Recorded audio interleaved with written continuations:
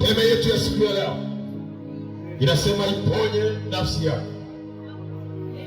Iponye nafsi yako. Ambia aliyekuwa karibu yako, ponya nafsi yako. Iponye nafsi yako. Mara moja kwenda kusoma kitabu.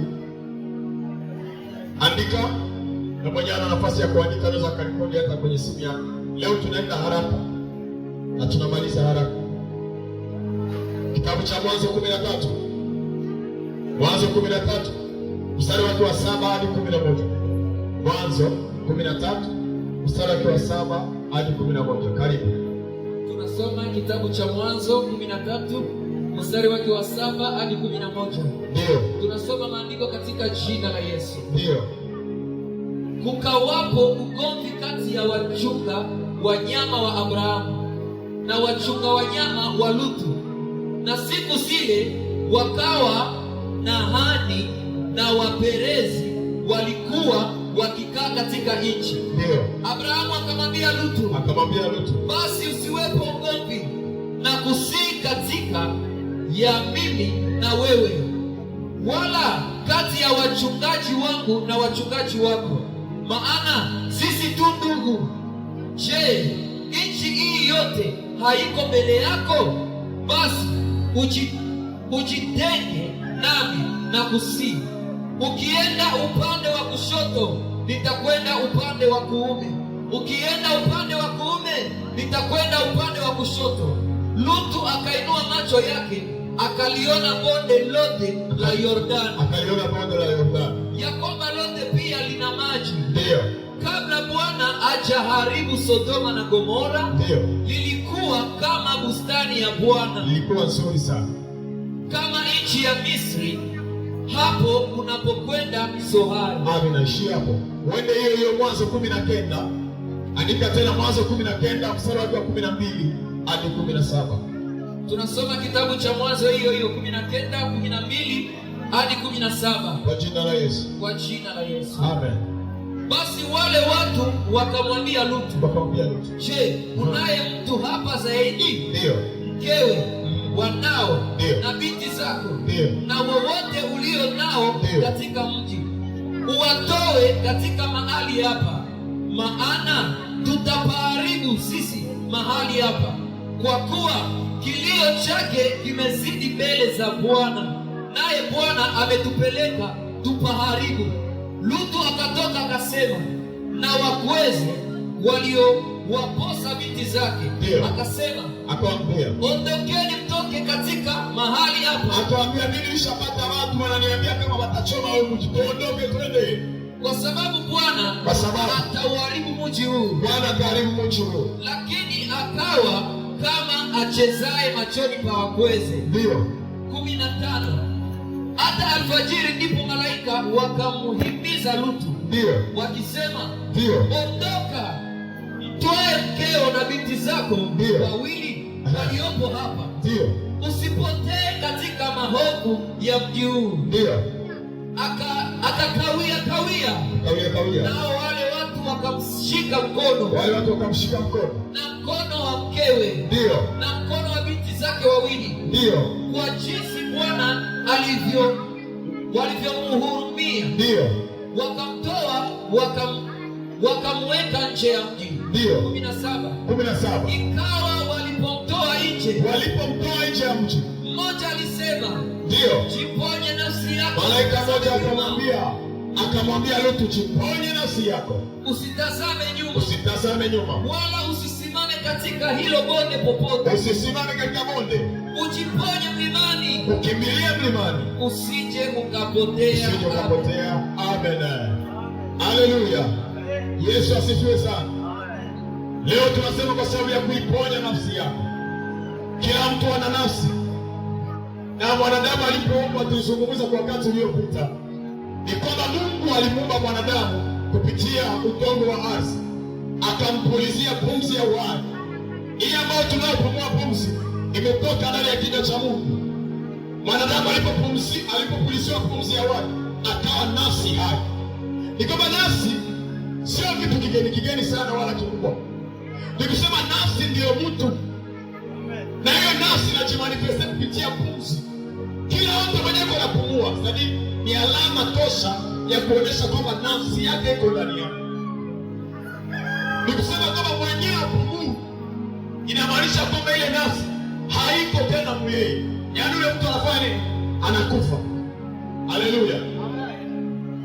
Sasa hapa tema yetu ni kwamba iponye nafsi yako. Habari tulizosoma ni habari za Lutu.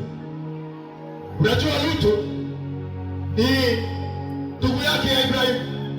Ibrahimu alipoambiwa atoke katika nyumba yake, alipoambiwa atoke, akatoka yeye, akachukua na Lutu wakaenda naye.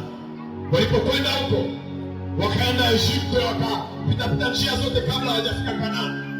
Ikawa mahali walipokuwa wametua, wanapumzika hapo, maandiko yanasema ya kwamba palikuwa na magomvi kati ya wachungaji wa mbuzi na kondoo na ng'ombe wa Lutu pamoja na wachungaji wa Ibrahimu.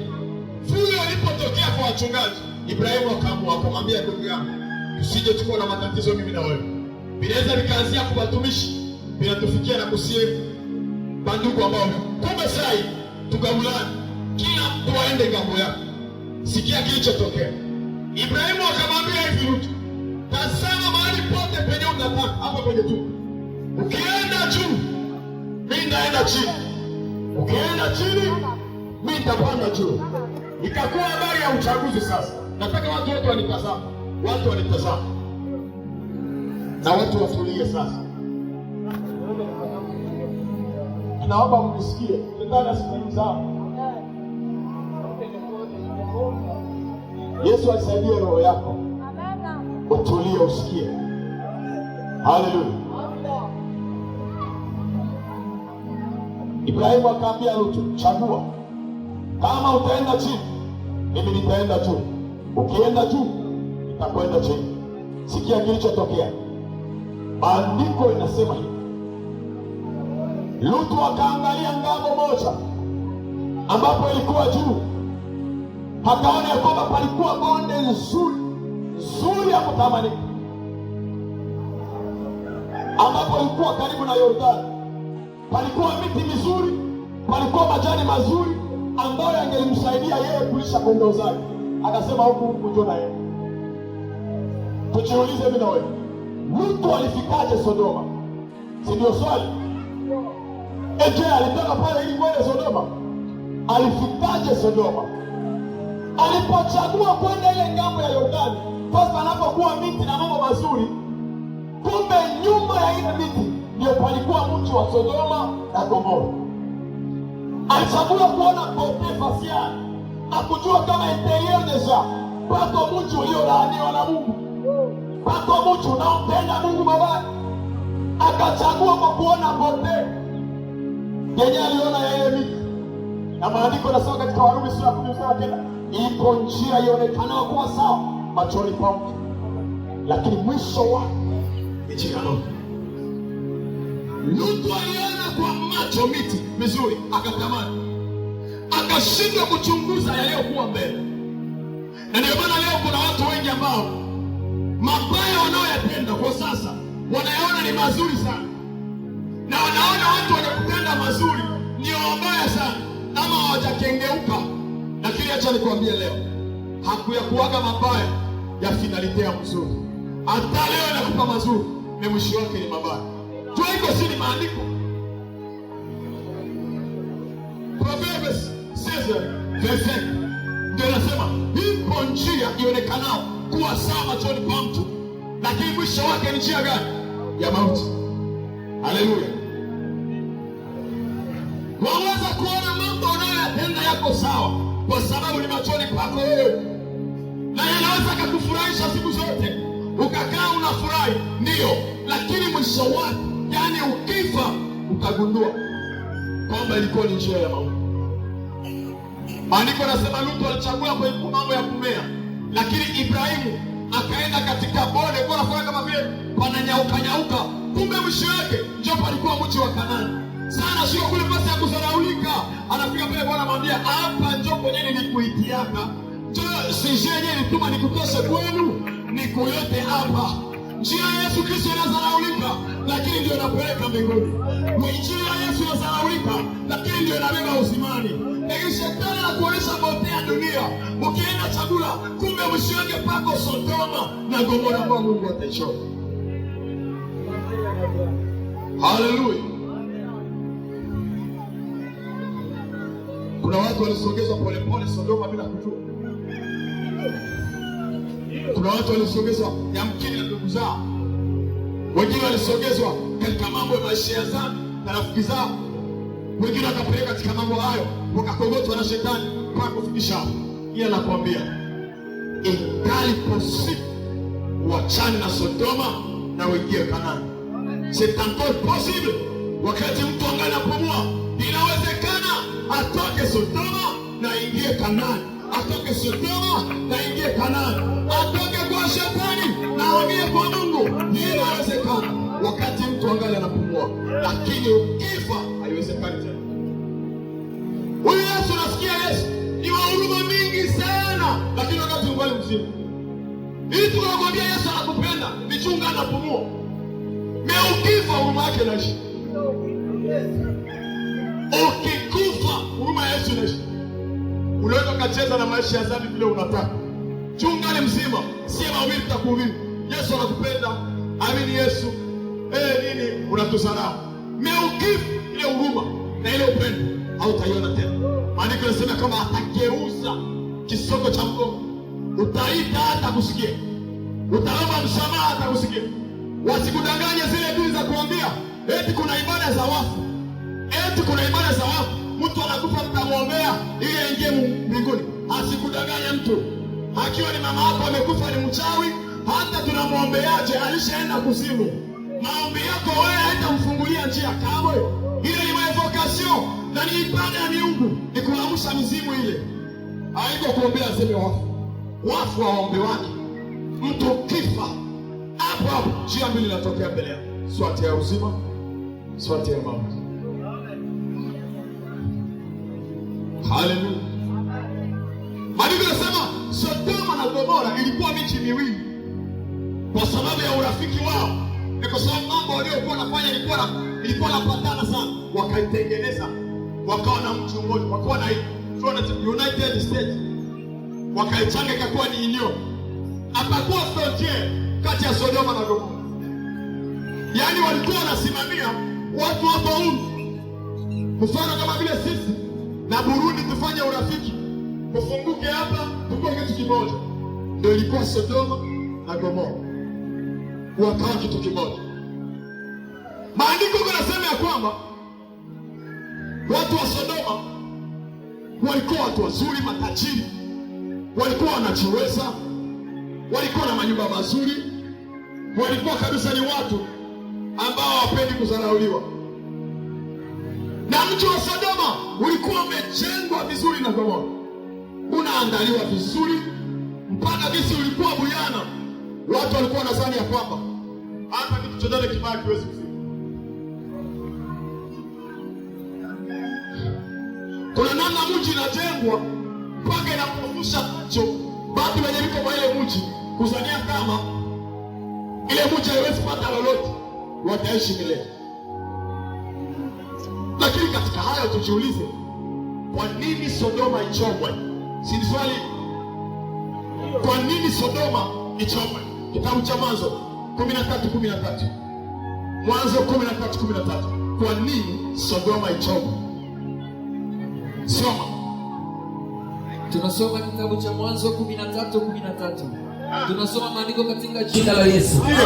Lakini watu wa Sodoma walikuwa wabaya. Watu wa Sodoma walikuwa nani? Wabaya. Walikuwa nani? Wabaya. Wenye kufanya dhambi nyingi sana. Walikuwa wenye kufanya dhambi nyingi sana. Juu ya Bwana. Amen. Amen. Ya kwanza walikuwa nani? Ya pili walikuwa nani? Wenye kufanya dhambi sana. Twende na ubaya. Roho zao zilikuwa mbaya sana. Yaani ukatili utaona ndani ya maisha yao mpaka kama hawakuwa na woga ya lolote wala ya yeyote wala ya chochote. Walimuua waliomtaka. walifanya walivyotaka, waliiba hivi mchana kweupe na wanamuua mtu. Sodoma na Gomora, mtu kuuawa ni kitu moja ilikuwa ya kawaida sana. Hawakuwa wakaribifu, walikuwa ilikuwa hata mfrotele yao. Hawakuwa nataka mwingine mtu waingie, ni wao tu. Hawakuwa napokea mgeni, na mgeni akiingia tu lazima wamkamate wamuue. Unanielewa? Hawakuwa napenda mgeni wakiona lazima wamkamate wamuue ingine. Na ndio maana waliona walikia kutafuta wale malaika. Wanasema wanao mtaandike il y a des étrangers qui sont entrés ici. Tusikia kama étrangers waliingia. Tupatie hapo. Walikuwa watu wabaya. Kila mtu alitenda alichokiona. Kile alisikia ndio alifanya. Pakawa na uhuru wa zaidi ya kupitilia. Mpaka watu wakamsahau kama Mungu anaexiste. Leo unapotenda sana, amtendee yule mtu mwenyewe unafanyia hayo, na unamtendea Mungu. Unamtendea Mungu. Hapa nasema walitenda dhambi sana juu ya Bwana, si ndio? Wanatenda juu ya Mungu. Dhambi yote yenyewe unafanya, jua ulifanya juu yako wewe peke, wala juu ya mwenzako. Huko unamfanyia Mungu dhambi. Kama wewe ni mwizi, leo uko naiba mbele ya macho ya Mungu. Kama wewe ni mchawi mlozi, uko unafanya ulozi wako mbele ya macho ya Mungu, anakushangaa. Yaani unamsabote. Kama wewe ni mzinifu, leo uko unaifanyia mbele ya macho ya Mungu. Kama wewe ni msema bongo, jua bongo uko unaifanyia mbele ya macho. Kama wewe ni mwenye kiburi uko unaifanyia mbele ya macho ya Mungu. Kama wewe ni mfuta sigara na bangi, jua uko unaifanyia mbele ya macho ya Mungu. Kama wewe ni mlevi, jua unaifanya mbele ya macho ya Mungu. Na yale macho ya Mungu yanakuona. Na yanapokuona moyo wake Mungu unahuzunika, unatawa na uchungu na hasira kwa ajili yako. Na ndio maana usipotubu, hukumu inakujaga, inakumaliza. Jambo la pili, walikuwa watenda dhambi sana. Odelame ya kutenda dhambi, walikuwa watenda dhambi sana. Nikufafanulia hapa walikuwa wanafanya nini? Hawa watu walitenda dhambi za ajabu. Unajua, katika dhambi ambazo Mungu anakuambia dhambi sana, kitu unaweza ukafanya vingine vyote, Mungu anaweza akakuangalia tu na kuangalia. Lakini ukiingiza dhambi ya uzinifu, ndio kitu kinachoshaka Mungu alete hukumu juu yako. Hii dhambi ya uzinifu. Walifanya dhambi nyingi kwa Sodoma. Lakini hii ilikuwa uzinifu, wakaipeleka mkaza ile kuvalie, wakaingiza immoralite sexuelle na militaire. Mungu akajawa na hasira zaidi sana, na ndio ituma aweze kuhukumu. Nikwambie kitu kilichokuwa kinafanyika kule, nikwambie ndio, nikufunulia aliyokuwa anafanyika Sodoma. Kuna watu ambao wanasikia Sodoma na Gomora, Mungu alichoma. Sikia maelezo ile tuma Mungu anachoma Sodoma. Ya kwanza ni kwa sababu walikuwa wabaya sana. Ya pili watenda dhambi sana. Hii mtenda dhambi sana, ile peshe moja yenye ilijiamplifiaka kusia ingine. Nayo ni nini? Ni uzinifu tu. Yenye iko valie. Sodoma na Gomora, mtoto alikuwa na kapasite ya kuzini na mama yake, na watu wote wanaona ni normal. Sodoma mtoto alikuwa anazini na mama yake, wala si anazini na baba yake, na wanaona ni kawaida. Unasikia mambo yenyewe Mungu tuma alunguzi. Sodoma kaka alikuwa anaoa dada yake, ama dada anaolewa na kaka yake wa damu. Sodoma hiyo vitu vilikuwa nafanyika. Uko nasikia usida vile alikuwa anafanya. Sodoma ndio kwenye kubwa source ya homosexuality. Mwanaume uzini na mwanaume mwingine. Nilianzia Sodoma. Kuingiliana kinyume na maumbile. Yalianzia Sodoma. Wanawake na wanawake kuoana yalikuwepo Sodoma. na kilichokuwa na usaidia kutenda hii dhambi ni pombe.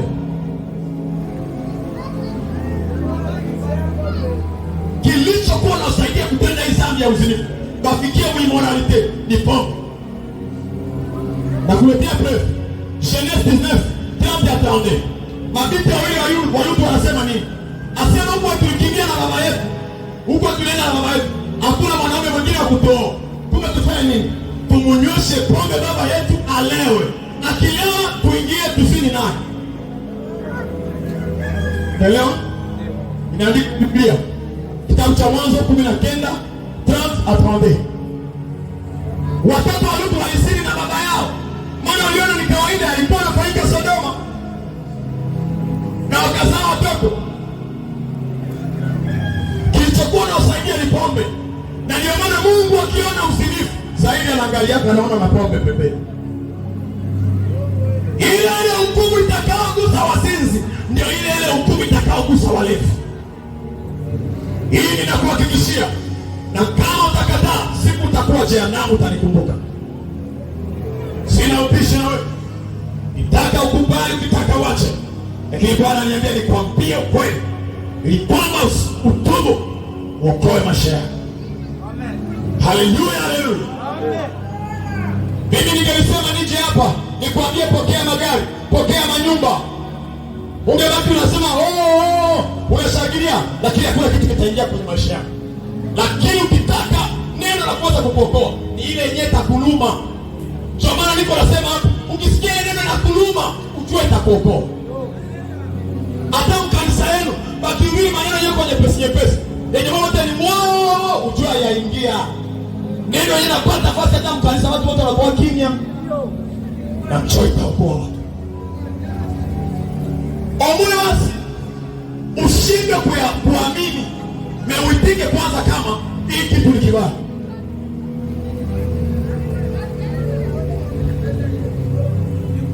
Msodoma, mtu alikuwa analipa deni kwa tendo la uzinifu. Yalifanyika Sodoma.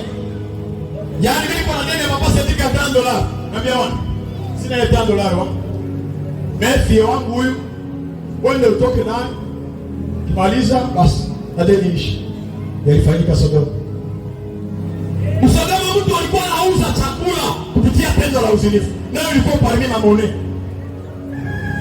Sasa kwa uchafu Yesu atanyamaza? Mungu atanyamaza? Uchafu ulipopanda ukafika mbinguni, Mungu anasema lazima mji huu ni wachome wote. Tena sitaomba shauri ya mtu mmoja, na watoto yao na mabebe yao wote nitachoma. Turudie kidogo. Leo watoto wako wanazini na mama yao. Hapana tu mama yako mzazi. Et comme un jeune garçon, à 18 ans, 25 ans, mais on peut sortir la maman à 40 ans, 50 ans. Avec la maman à Paul. Les mamans à Zina à 10 ans. Ou que papa ou Zina, plus même de 50 ans, mais on peut rester qu'à 18 ans, qu'à 25 ans. Avec le bébé à Paul. Mais la fille là, qui chôme na coup, on a un mtoto wa 22 à 23 ans. Il faut lui dire papa 50 ans, c'est mon bébé. Pour ce quoi bébé à 50 ans? Ah, on a table. Baba, attention bébé. Mais qui va là qui l'a dit que c'est non. Ne m'appelle plus papa. Appelle-moi tonton. Quel tonton?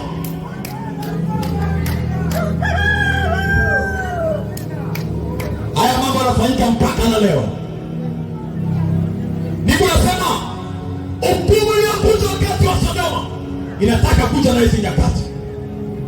Haya mambo tunayaona ni huku kwetu, lakini Ulaya haya mambo yanafanyika.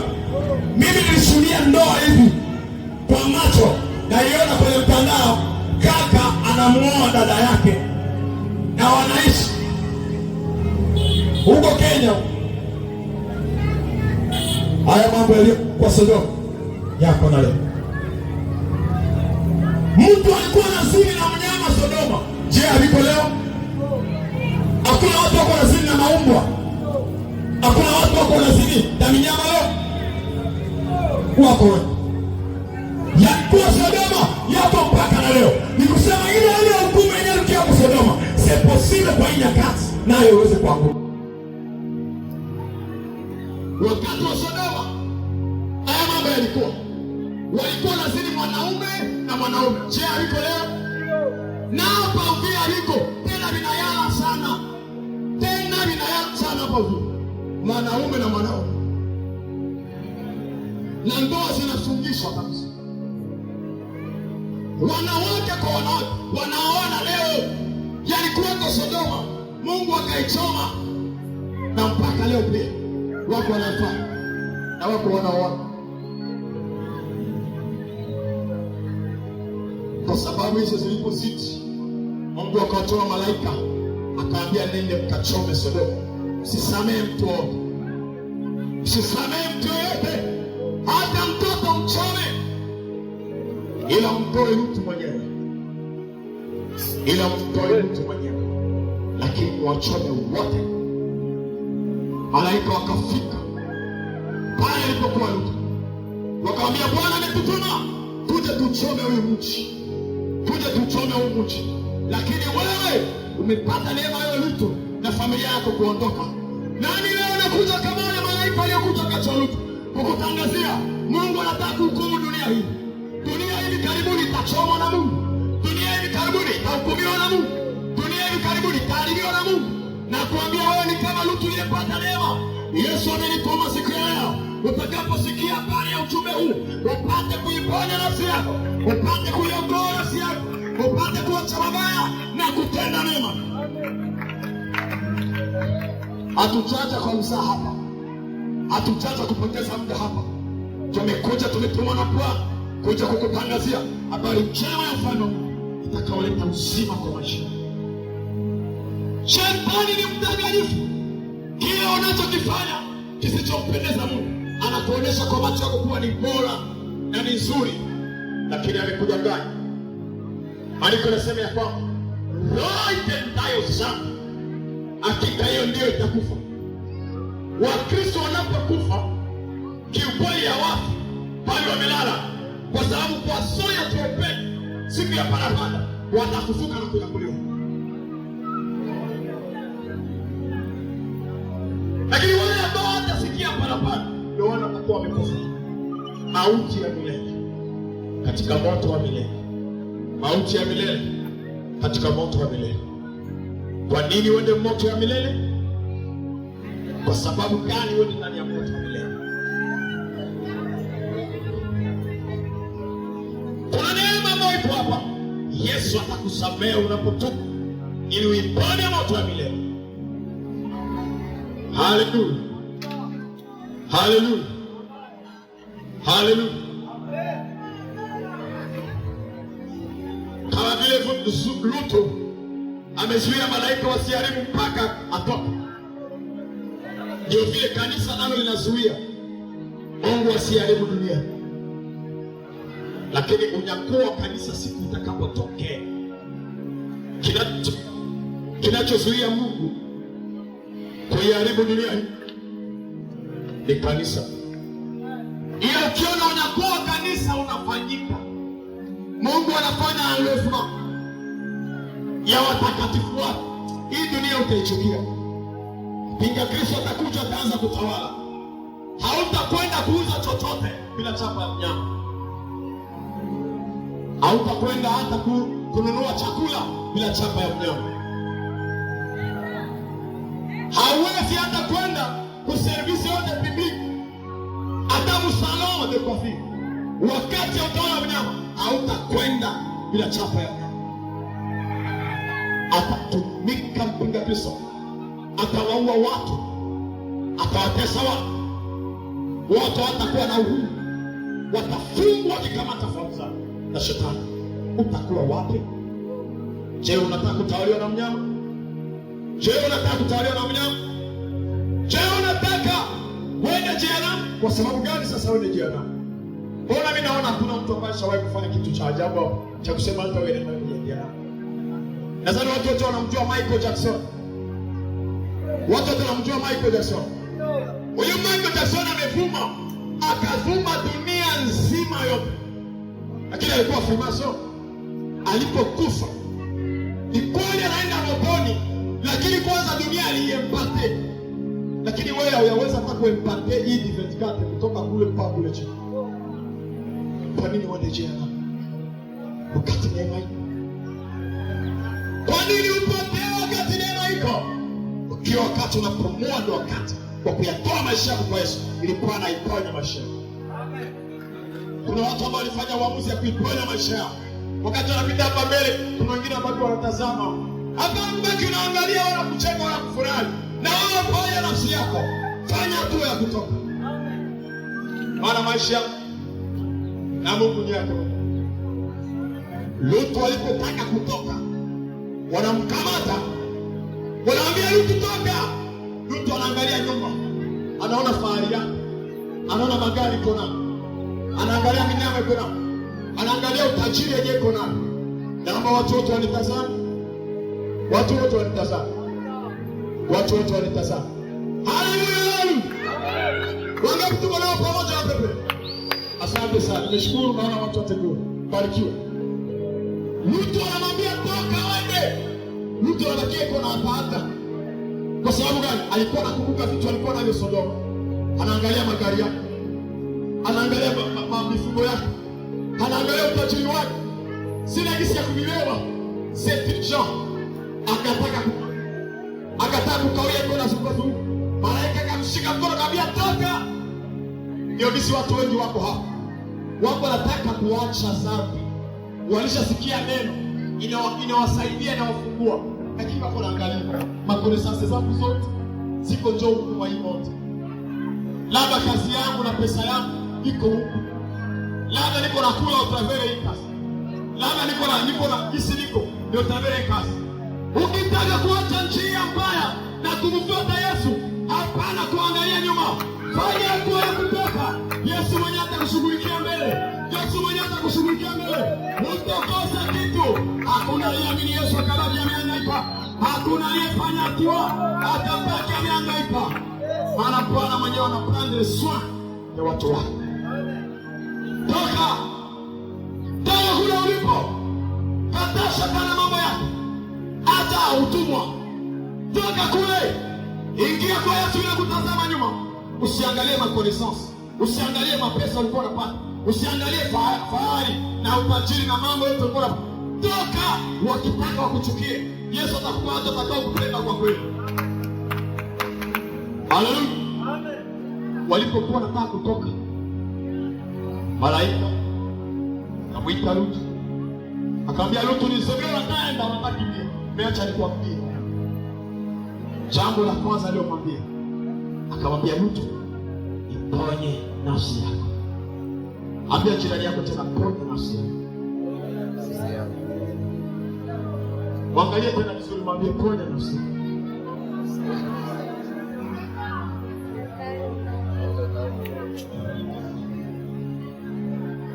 Ponya nafsi yako. Ponyesha nafsi yako. Okoa nafsi yako.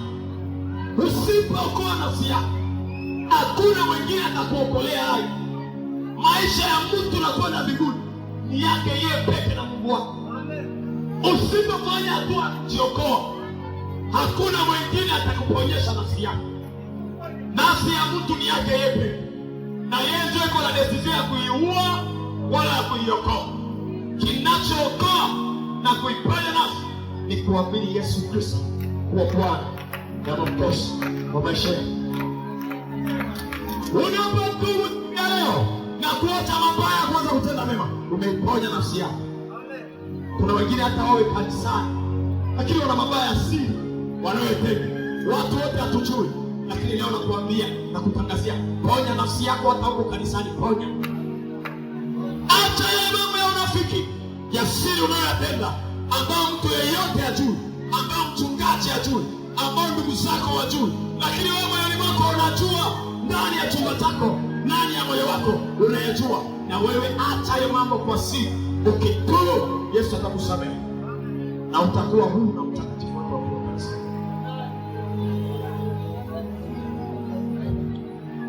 Ponya nafsi yako. Ponya nafsi yako. ponya nafsi yako, ponya nafsi yako. Ya pili akamwambia usitazame nyuma, uniangalie mimi, uniangalie mimi. Watu wote wanitazame mimi, mwenye ataangalia pembeni ni mtoto wa shetani, mwenye ataniangalia mimi ni mtoto wa Mungu. Nimeshaona watoto wa shetani, nimeshaona watoto wa shetani. Watoto wa Mungu tuko pamoja. Iponya nafsi yako. Ukiponya nafsi yako mambo kama vile yale hauwezi kuyaona tena. Ukiponya nafsi yako mabaya kama vile yale hauwezi kuyaona tena. Unapona direct. Ndio maana leo tunataka watu watakaosimama kumpatia Yesu maisha yao kwa kuiponya nafsi yao. Maana dunia hivi karibuni inataka kuharibiwa, inataka kuhukumiwa. Mungu anataka kuhukumu dunia hii kwa sababu ya wingi wa dhambi zake.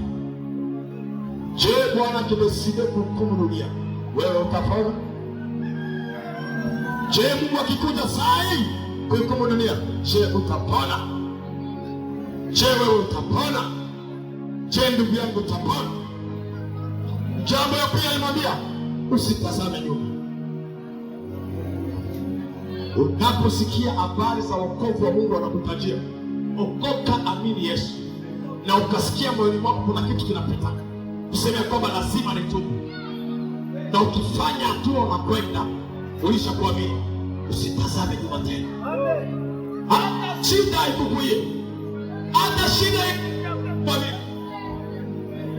hata shida inuke kuamini, hata matatizo ya kuinuka namna gani, hata wakuache sasa, wazazi wakuache, wakutupe, hata watu wote wakukata, usitazame nyuma tena. Endelea mbele, endelea mbele, usitazame nyuma tena. Hata watu wote wakukatae, maandiko yanasema usitazame nyuma. Kwa wale ambao mmeamini, usitazame nyuma tena. Hata mkutane na shida, hata mkutane na vita, hata maadui wasimamie, usitazame nyuma tena. Haleluya, haleluya. Usitazame nyuma tena,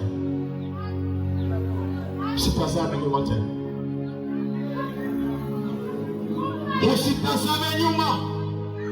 Ndugu yangu, usitazame nyuma. Ukikamata uamuzi wa kuponya nafsi yako, usitazame nyuma. Ukikamata uamuzi wa kuiponya nafsi yako kupitia kuamini Yesu, usitazame nyuma tena. Endelea mbele. Wokovu ni wa Yesu. Naomba watu wanitazame mimi. Haleluya, haleluya, haleluya. Chapia Yesu makofi makubwa.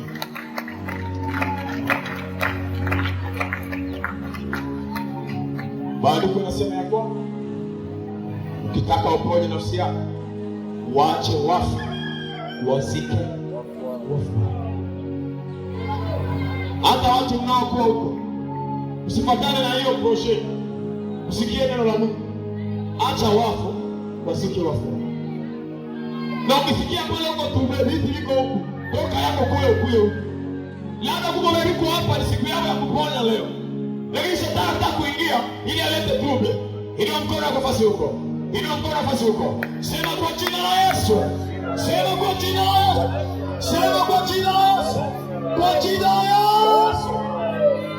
Shindwe shetani, ashindwe shetani, ashindwe shetani, ashindwe katika jina la Yesu. Haleluya.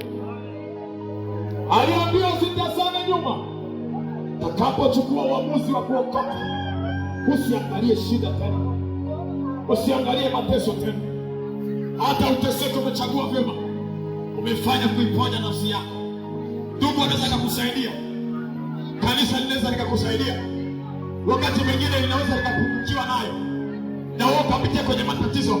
Usiache Yesu, usitazame nyuma tena.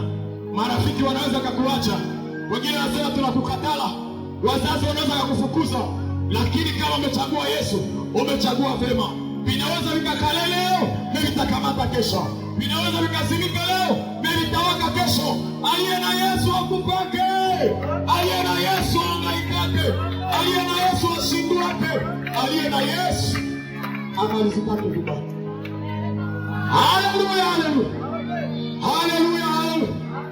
Yesu ni mwema, usitazame nyuma tena. Jambo la tatu, kimbilia mlimani.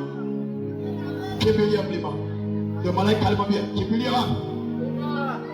Ukisoma kitabu cha Zaburi 71 mstari wa kwanza hadi pili, inasema nitayainua macho yangu nitazame milima, msaada wangu utatoka wapi? Asema msaada wangu huu katika Bwana aliyeziumba mbingu na nchi. Malaika alipomwambia ukimbilie mlimani, alikuwa anamaanisha kimbilia kwa Mungu. Baada ya mwenyewe kuapa maisha ya dhambi ni mabaya, kimbilia kwa Mungu. Baada ya mwenyewe kuapa acha dhambi, kimbilia mlimani ambao ni kwa Mungu. Kimbilia kwa Mungu, kimbilia kwa Yesu, kimbilia kwa Yesu. Atakupokea, atakusamehe, atakutengeneza, atakufanya upya, atakusukula, atakufanya upya. Labda ulikuwa kwa Mkristo kwa hapo, labda ulikuwa kwa Mkristo, shetani akakupiga vita ukaanguka. Leo hauko tena Mkristo. Leo labda maisha ya dhambi ikakutawala, ikaifunga moyo wako. Leo nakuletea ujumbe ya habari njema. Kimbilia kwa Yesu. Rudia. Kama ulikuwa Mkristo ukaanguka, rudia kwa Yesu, hapo atakupokea. Wakati ungali mzima, ndio wakati ya decision. Rudia kwa aliyekuumba, atakupokea na atakusamehe. Maandiko yanasema nawapenda wote wanipendao, na wale wanitafutao kwa bidii wataniona. Wanitafutao kwa bidii wataniona. Fanya bidii siku ya leo ya kuja kuamini Yesu, ya kufanya hatua ya kumtafuta Bwana ili upate kumwona. Kama uko Mkristo uliendaka mbali na Mungu kaanguka, leo nakuita usibakie kule duniani. Sio kwenu, kwenu ni kwa Yesu, kwenu ni kwa Yesu. Kama ulikuwa Mkristo kaanguka, labda ulitengwa kanisani kwako, labda ukaacha kuiba, ukawa mlevi, ukaanza kuvuta sigara, ukaanza kuvuta bange, ukaanza kwenda katika njia sio kupendeza Mungu. Na kama uliingia tu kanisa, hata ikuwa iko dini, wakakufundisha Mungu ni hivi ni hivi, usibaki kule. Haiko kwenu, kwenu ni kwa Yesu. Toka kule, kwenu ni kwa Yesu. Toka kule, kwenu ni kwa Yesu. Ukifanya uamuzi siku ya leo, Yesu atakusamehe, hatakupokea, hatakufanya kiumbe kipya. Amen. Usiangalie wakati tunaamini kwa sababu tateseka. Hautateseka. Hautateseka. Walio na Yesu ni matajiri. Na utajiri wetu haiko hii manyumba na magari. Utajiri wetu ni mbinguni. Hapa hivi Mungu atatubariki mili meso. Papa Mungu leo pekana kwa na manyumba 1000. Hayakuwa baraka kwa. Hata Papa Sebiki, hata mama yangu pale anakuwa na magari 10 mlipanga. Mungu anaona uyabarikiwa. Watu wanakonfonda kabaraka na mafanikio. Unaweza kufanikiwa na hujabarikiwa. Haleluya. Hivi hao matajiri wote ambao hawana Yesu, wanajana maelisi na wengine na Freemason, wamebarikiwa? Hayo ni mafanikio tu, wamefanikiwa. Baraka moja ni Yesu kuingia ndani ya maisha yako, ndio umeanza kubarikiwa. Wangapi watatu waanze kubarikiwa leo? Waingiza Yesu kwenye maisha yako. Ukiingiza Yesu maisha yako, ndio mwanzo wa kubarikiwa. Hata uko na magari ukikosa Yesu ni bure. Uko pobre sawa pobre wengine. Na ndio kwenye utajiri wa Kristo uko pale. Waliokuwa na Yesu ni matajiri, na utajiri wao hauna mwisho. Wewe ndugu zangu ambao walifanya hatua kuamini Yesu, courage, umechagua vyema. Ninyi ni washindi. Na mtaregreta jamais. Je vous le assure. Na mwenye kwa ajili ataishi hayo. Bwana atapanda sote kwa. Atakusukula, atakufanya wewe. Kimbilia mlimani. Kimbilia mlimani. Unitazame tu mimi, unitazame tu mimi. Unitazame tu mimi. Haleluya. Sema kwa jina la Yesu. Sema kwa jina la Yesu. Iko sababu watu ambao wako hapa, nilikuwa nasubiria shetani ashuke hivi kwa macho tumuone. Tunamuona ndani ya wengine. Haleluya. Sema Yesu, hapa ni kwako. Mwambie Yesu tawala. Chapia Yesu vigelegele.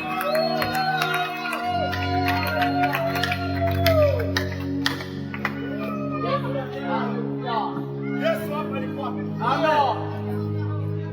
Yesu hapa ni kwako. Amen. Haleluya.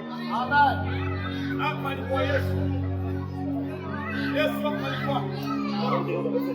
Haleluya. Amen. Hapa ni kwa Yesu muda huu. Amen. Maandiko yanasema ya kwamba Lutu wakamwambia kwamba aende kukimbilia mlimani. Akimbilia mlimani. Akaambia Lutu akimbilia mlimani. Na mlima ni kwa Yesu. Mlimani ni kwa Yesu. Watu lazima wote kukumbuka maisha yao. Amen. Na kumpatia Yesu maisha yao. Amen. Ili wakimbilia mlimani ni kwa Yesu. Mlimani ni kwa Yesu. Ndio. Ondoka mahali ulipo. Amen. Yesu Kristo anaoja yako. Amen. Anataka kuokoe. Amen. Anataka kutengeneza. Amen. Anataka kuokoa. Amen. Haijalishi maisha yako nayo. Nitakwambia siku ya leo Yesu anakupenda. Amen. Haijalishi watu wako na kusi yake, Yesu anakupenda. Amen. Haijalishi wengine wako na kutenda dhambi, Yesu anakupenda. Hata wanadamu wakuchukie, Yesu akikupenda inatosha. Amen. Hata wanadamu wakupendae, Yesu akikupenda inatosha. Amen. Hata siku ya leo Yesu anakupenda. Anaacha kukutumikia. Anaacha kutoka katika giza ufuate. Amen. Kwa neno lako. Amen. Hallelujah. Amen. Hallelujah. Amen. Hallelujah. Amen. Maandiko yanasema ya kwamba hakuna jina lingine waliopeana liwe pesa kuokolewa kwao isipokuwa jina la Yesu. Jina la Yesu ni lenye uwezo. Amen. Jina la Yesu ni lenye mamlaka. Amen.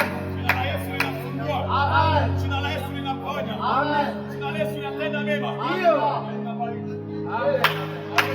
Amen. Yesu anasema kimbilia mlimani. Kimbilia mlimani. Kimbilia mlimani. Haleluya. Haleluya. Jina la Bwana libarikiwe. Siku ya leo ni siku ya neema. Siku ya utumwa ambayo shetani alikuwa anakuwekea. Leo Bwana kwa njia ya Injili anakuja kutoa ule utumwa. Anakuja kufungua utumwa ule. Anasema iponye nafsi yako. Wako wapi watu ambao wanataka kuiponya nafsi zao? Wako wapi watu siku ya leo ambao wanataka kuhamisha maisha yao mbinguni? Waitoe kwa shetani, waipeleke kwa Yesu. Waitoe kwa shetani, waipeleke kwa Yesu. Siku ya leo ukiamua kutubu na kuacha njia zako mbaya, Bwana anakuja kukutendea mema na kufungua maisha yako. Haleluya. Haleluya. Yesu yuko hapa na neema yake ni kubwa. Nataka kwamba kabla tuchaendelea tuimbe kwa nyimbo. Uwezo gani wa kushindana na Mungu? Jiwe la dhahabu likawa mbele watu. Uwezo gani wa kushindana na Mungu? Uwezo gani wa kushindana na Mungu? Jiwe la dhahabu likawa mbele watu. Uwezo gani wa kushindana na Mungu? Sogani ya kushindana na Mungu, jiwe la Daudi likawa mbele watu. Uwezo gani wa kushindana na Mungu? Jiwe la Daudi likawa mbele watu. Jiwe la Daudi likawa mbele watu. Jiwe la Daudi likawa mbele watu. Nafsi yako Yesu anakutangazia nafsi yako. Yesu anakuponya nafsi yako.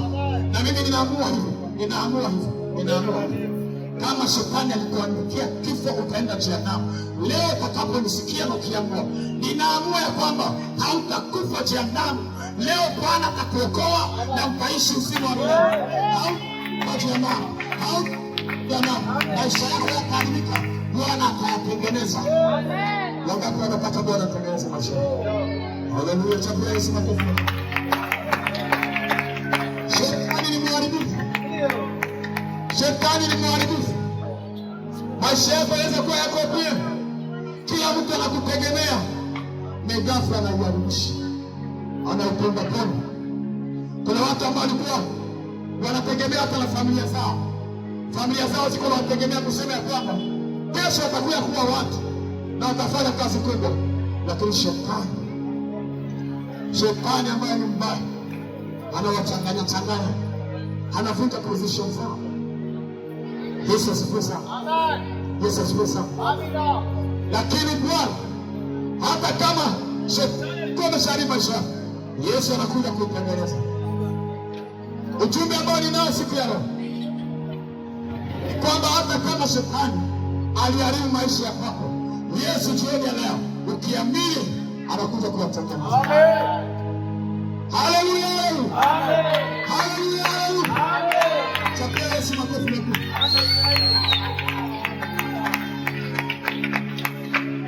Hata kama shetani aliharibu maisha yako, hata kama shetani alishaifunga, anayekunja, anayeharibisha, leo nakutangazia, ukiamini Yesu tu, ukiamini Yesu anakuja kutengeneza maisha yako. Amen. Anakuja kutengeneza maisha yako. Anakuja kufanya tena upya. Anakuja kufanya tena upya. Sema katika jina la Yesu. Katika jina la Yesu. Katika jina la Yesu. Katika jina la Yesu. Katika jina la Yesu. Katika jina. Sema moto. Sema moto. Sema moto. Sema moto. Sema shetani shindwa. Sema shetani shindwa. Katika jina la Yesu.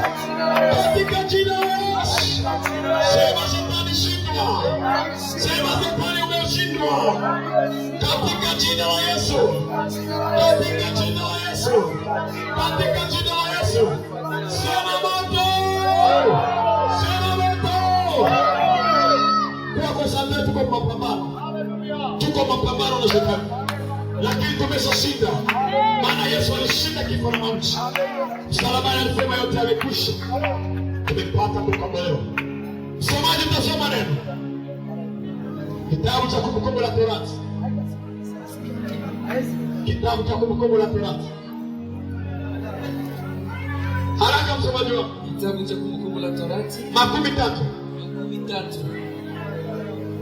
11. Nasoma kitabu cha Kumbukumbu la Torati 11. Samani kidogo. Haleluya. Haleluya huku. Nataka muwe concentrate. Kuna kitu Bwana atawapendea jioni ya leo. Sema baba. Tunasoma maandiko katika kitabu cha Kumbukumbu la Torati mstari wake wa 13 hadi 11. Tunasoma maandiko katika jina la Yesu. Amen. Kwa maana maagizo haya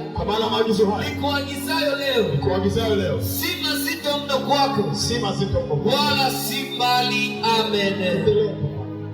Si mbinguni hata useme ni nani atakaye tupandia mbinguni akakuletee aje atuambie tusikie. Maneno yanasema hivi, komando ya Mungu ama sheria ya Mungu ya mtakatifu haikosema alipeleka mbinguni akaifichika kule kia utosa hata mtu kupanda kwenda kukwamatia. Endelea. Tupate kuyafanya. Wala si ngambo ya pili ya bahari. Haiko ndani ya frontier ya bahari. Hata useme ni nani atakayetuvukia bahari. Hata useme nani atanivukia. Aende nikamatia sheria ya Mungu kule aliletea hapa. Aje atuambie tusikie. Tupate kuyafanya. Lakini neno li karibu nawe sana. Neno sikia katika kinywa chako, sikia moyo wako. Hapana, ngoja rudilia hapo. Nasema hivi, ile sheria ya Mungu, ile neno ambayo sheria ya Mungu iko karibu na wewe sana. Haleluya. Sheria ya Mungu iko karibu na wewe sana. Wadada zangu ambao mko hapa, sheria ya Mungu iko karibu na wewe sana. Iko très proche na wewe. Haleluya. Mimi nawapenda sana wadada. Mungu awabariki sana. Sheria ya Mungu iko karibu na kila mtu. Très proche. Ni sheria gani? Lakini neno li karibu na wewe sana. Li karibu na wewe sana. Li katika kinywa chako na moyo wako. Ya kwanza li katika kinywa chako. Ya kwanza iko katika kinywa chako, na ya pili na moyo wako iko katika moyo wako. Rapidement pale tusome Romains 9. Warumi sura 10 mstari wa 9. Kumbukumbu la Torati inatuambia nini? Neno ambalo ni sheria ya Mungu. Ya kwanza iko katika kinywa chetu na ya pili katika moyo wetu. Romains. Yes. Tunasoma kitabu cha Warumi sura 10 mstari wake wa 9. Sikia. Tunasoma kwa jina la Yesu. Inasema nini? Kwa sababu ukimkiri Yesu kwa kinywa chako. Kwa nini? Ya kuwa ni Bwana. Rudia papa. Usiende haraka. Uko nakimbia. Pole. Kwa maana ukimkiri Yesu kwa kinywa chako. Kwa nini? Ya kuwa kwa nini kwa kinywa chako? Kule walisema ya kwamba sheria ya Mungu iko karibu yako. Ya kwanza iko katika kinywa chako, ya pili iko katika moyo wako. Sikia, safari ya kuokoka inakuwa kama hivi vitu mbili. Ya kwanza sema kuokoka ni kwamba ukimkiri Yesu katika, anza tena pale. Kwa sababu ukimkiri Yesu kwa kinywa chako. Ya kwanza, kwa kinywa chako. Kukiri Yesu kwa kinywa chako ni kusema wewe pekee unatamka ya kwamba nimeamini Yesu Kristo kuwa Bwana na Mwokozi wa maisha yangu. Sheria ya Mungu inaingia ndani yako kwanza. Iko pufari ya lango yako ya kinywa chako. Ya pili, ya kuwa ni Bwana. Na kuamini moyoni mwako. Na ukiamini wapi? Moyoni mwako. Ukiamini wapi? Moyoni mwako. Ukiamini wapi? Moyoni mwako. Ukikiri Yesu kinywani pako na unamtia moyo wako, unasema ya kwamba ni Bwana na mfalme wa maisha yangu. Kinywani kwako lakini na moyoni mwako unamweka. Ya kuwa Mungu alimfufua katika wafu. Ya kwamba Yesu Mungu alimfufua katika wafu. Utaokoka. Umekwisha kuokoka. Chapia Yesu makofi. Sheria ya Mungu ya wokovu haiko mbali na wewe ndugu yangu. Sheria ya wokovu haiko mbali na wewe dada yangu. Ni pufari ya kinywa na moyo tu. Kwa mtu anasema anambia okoka, anasema wokovu ni kitu kimoja cha maajabu. Pufari ya kuokoka iko ndani ya kinywa na ndani ya moyo. Maandiko yanasema ukikiri siku ya leo ya kwamba Yesu Kristo nimemwamini kuwa Bwana na Mwokozi wa maisha yangu na nimetubu kuacha njia mbaya, na ile kukiri imani ukiiweka katika moyo wako ya kwamba huyu Yesu Mungu alimfufua kutoka wafu, umekwisha kuokoka. Nataka watu wajiandae kuweza kumpatia maisha yao jioni leo. Hii dunia unaiona hivi, Mungu anataka kuiangamiza, maana maasi yamezidi, maana maovu yameongezeka, maana dhambi zinatisha, maana watu hawana huruma na watu wengine, maana watu wamechokeshwa na mabaya. Mungu anapotazama hii dunia unaiona iko na harufu ya mzuri, jioni katika ulimwengu wa mwili. Katika ulimwengu wa roho dunia hii inanuka na dhambi sana. Katika ulimwengu wa roho hii dunia iko na giza moyo mingi yenye iko hatari.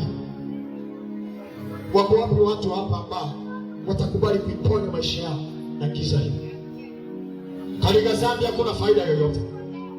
Katika ulevi hakuna faida yoyote. Katika uongo hakuna faida yoyote. Katika wizi hakuna faida yoyote. Katika uzinzi hakuna faida yoyote. Katika uongo, katika kuvuta sigara na bangi hakuna faida yoyote.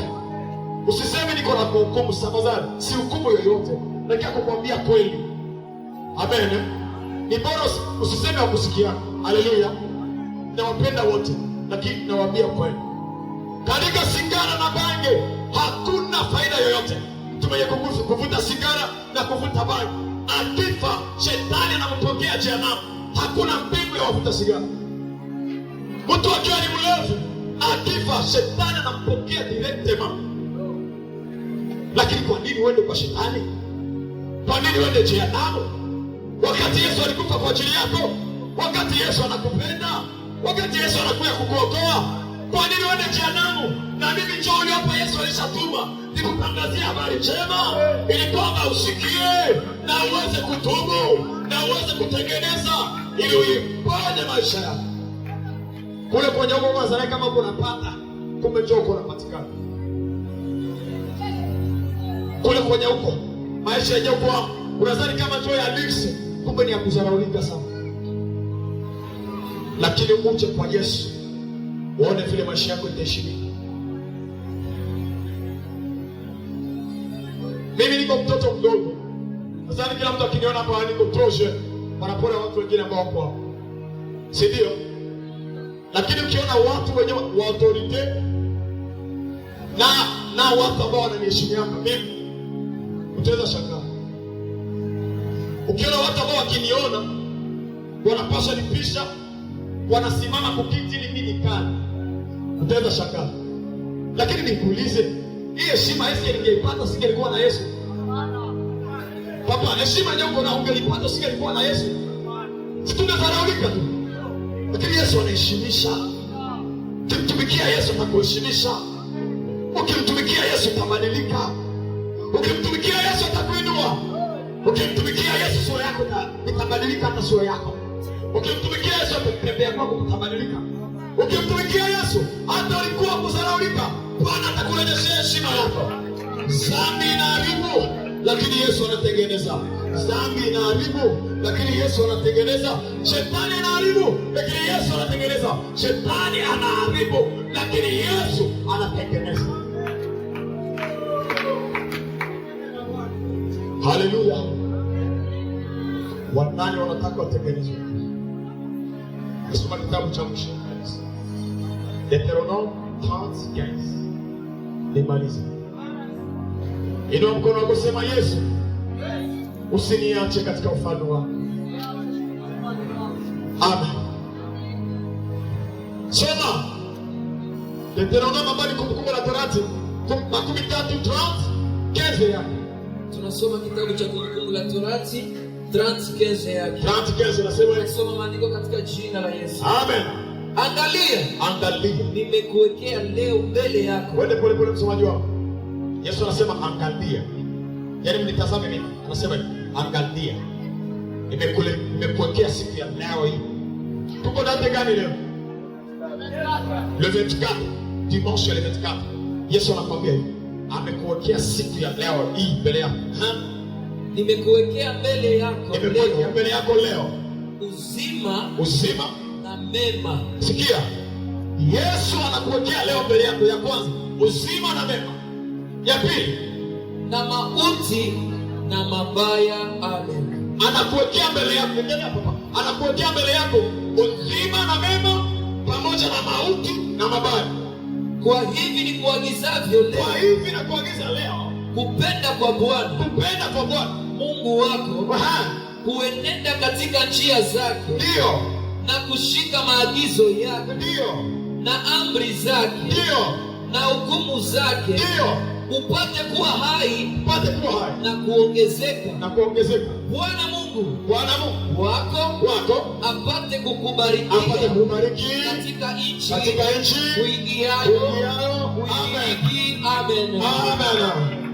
Haleluya. Sikia. Yesu anaweka njia mbili mbele yako leo, dimanche ile 24, kwako kuchagua. Leo ninahubiri ya mwisho na mkutano umeisha, naondoka. Leo Mungu anakuachia neno ibakie roho yako. Bakie roho yako Bwana. Anakuwekea njia mbili mbele yako. Njia ya uzima na njia ya mauti. Anakuachia mwenyewe ufanye nini? Chagua njia ya jehanamu na njia ya mbinguni. Wewe uko katikati. Leo amua kuchagua. Lakini maandiko yanasema Mungu anatoa shauri. Lakini Mungu anasema hivi, na kuongoza uchague nini? Mema. Yesu anashauri kwako kwa kubeba wala kwa kuacha. Anasema pana njia mbili ya uzima na mauti. Lakini anasema na shauri, chagua mema. Leo nataka kuambia kila mmoja aliyeko hapa, njia yote ya dhambi ni ya mauti.